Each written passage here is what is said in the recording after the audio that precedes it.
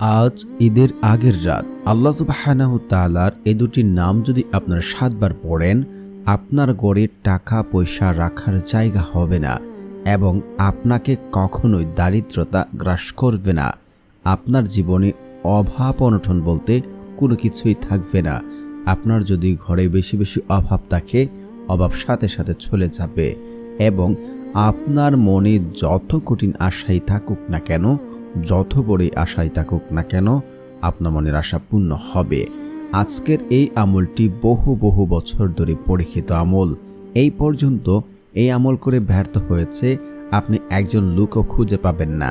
যদি আপনারা সঠিক নিয়মে সঠিক পদ্ধতিতে আমলটি করতে পারেন, আল্লাহর কসম করে বলছি প্রিয় ভাই ও বোন, আল্লাহর কসম করে বলছি, আপনার মনের যে কোনো আশা, আপনার মনের যে কোনো ইচ্ছা এবং আপনি আল্লাহ তাআলার কাছে যা চাইবেন তাই পাবেন।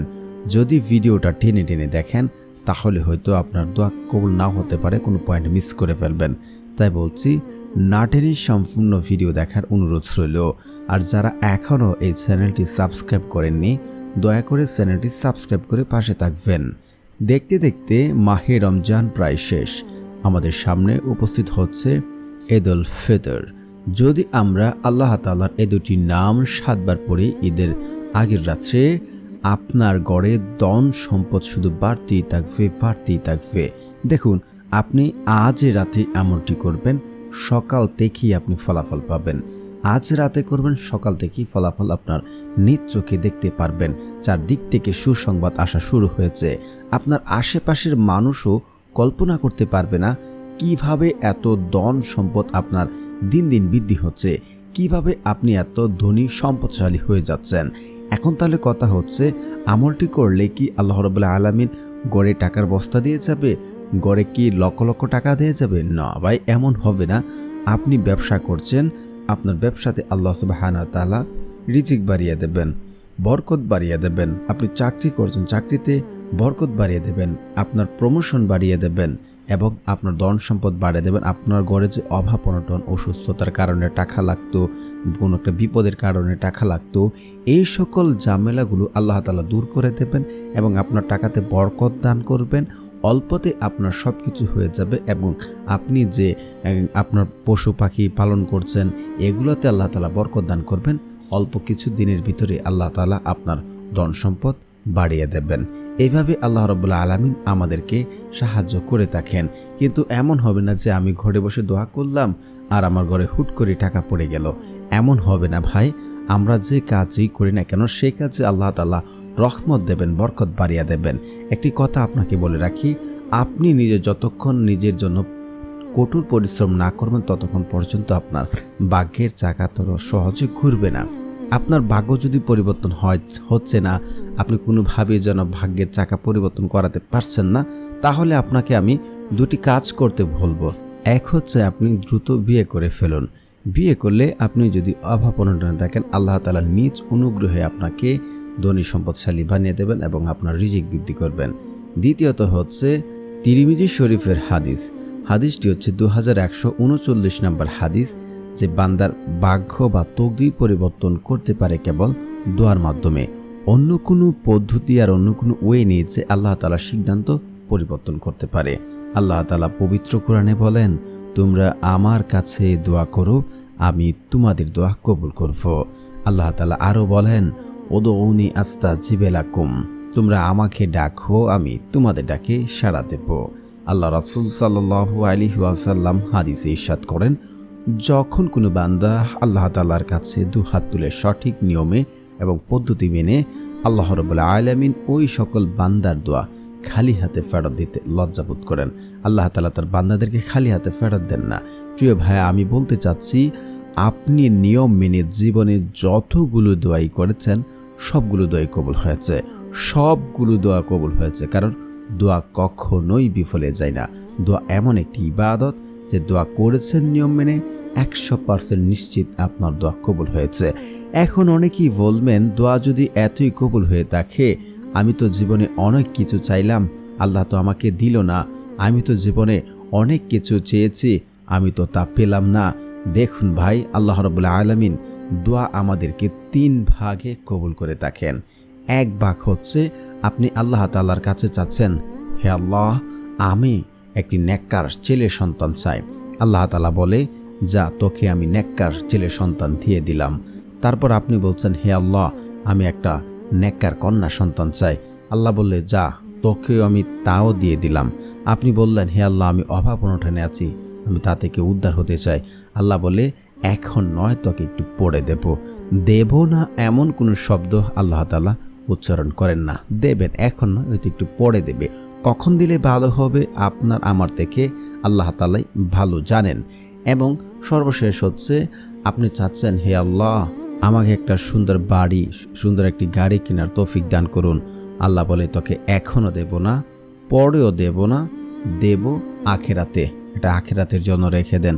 যখন তার স্বামী তার স্ত্রীকে, স্ত্রী তার স্বামীকে, সন্তান তার পিতামাতাকে, পিতামাতা তার সন্তানদেরকে চিনতে পারবে না, ওই সময় আপনার এই দোয়াগুলি কাজে আসবে। মানে আল্লাহ তাআলা কখনোই তার বান্দাদেরকে না করতে জানেন না। অবশ্যই যাদের দোয়া কবুল হয় না কখনোই, আল্লাহ তাআলার কাছে যদি নিয়ম মেনে দোয়া করতে পারেন, যেমন শর্তগুলো যদি আপনি না মানেন, তাহলে আপনার দোয়া কখনোই কবুল হবে না, সেটা আসমান পর্যন্ত যাবে না। যেমন যে ব্যক্তি হারাম খাবার খায়, তার দোয়া কবুল করা হয় না। আল্লাহ তাআলা পবিত্র, তিনি পবিত্রতা পছন্দ করেন, আর হারাম দ্বারা গঠিত শরীর জান্নাতে প্রবেশ করে না। তো অবশ্যই যারা হারাম খাবার খায় তাদের দোয়া কবুল করা হয় না। বর্তমান সময়ে আমরা কখন হারাম খাচ্ছি তাও আমরা হয়তো টের পাচ্ছি না। কারণ হচ্ছে বর্তমান যে সময় কোনটা হারাম কোনটা হালাল অনেকেই তা বুঝে উঠতে পারে না এবং অন্যকে গালি দেন। এগুলো করে আমাদের মুখ এবং আমাদের পেট আছে নষ্ট হয়ে গেছে, তাই তো দোয়া করছে, ফলাফল পাচ্ছি না।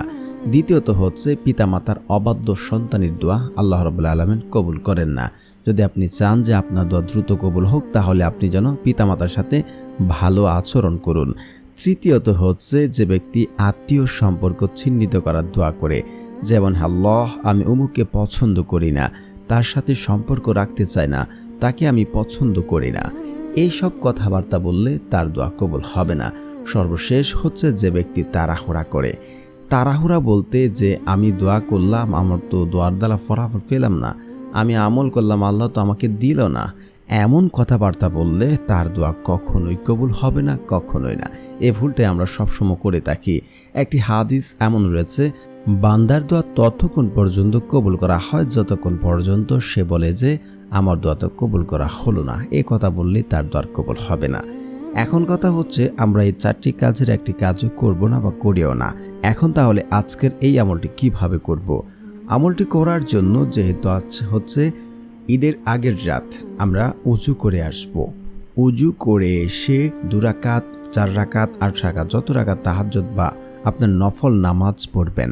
নফল নামাজ পড়ে আপনারা যাই নামাজে বসে থাকবেন। বসে নিজে নিজে শিওর হবেন যে আমি এখন আমলটি করছি, এই আমল দ্বারা আমি ফলাফল পাবো, আল্লাহ আমাকে দেবেন। যদি নিজে নিজে শিওর হতে পারেন, আল্লাহর কসম করে বলছি আপনার দোয়া কবুল হবে। একটি হাদিস এমন আছে, বান্দা আল্লাহর প্রতি যেমন ধারণা রাখেন, আল্লাহ ঠিক তার সাথে তেমন আচরণ করে থাকেন। অবশ্যই একহীন এবং বিশ্বাস এবং কায় মনোবাক্যে চোখের পানি ফেলে দোয়া করবেন।